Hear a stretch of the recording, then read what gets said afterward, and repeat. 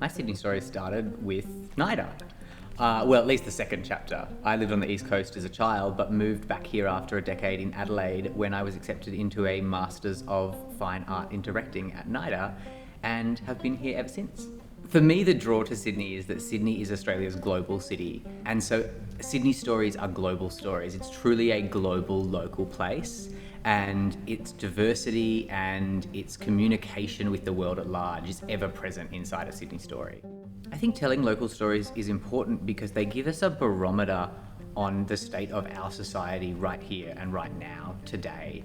And it's so important as a society that we reflect on who we are and where we are. And we can't do that if we don't look at ourselves, not just people in the US or Britain or elsewhere in the world, but people within our own society and how they exist within that global community. I think the most surprising and really heartening thing about developing work in the time of COVID is the way in which the community has come together locally and globally. I know I'm banging on about local and global, but it's really true. The support mechanisms that the local institutions like the Fringe and also the local theatre companies have all opened up and really started to share alike in this stressful time.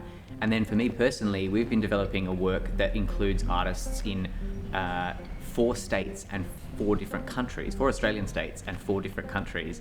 And we've been able to come together digitally and keep creating and keep developing work, which is, you know, in a really tough time, incredibly heartening and a little bit exciting. One of the most inspiring things about my year at NIDA was the breadth of amazing, hardworking, incredibly talented artists that I met. And that continues to be a theme of living in Sydney.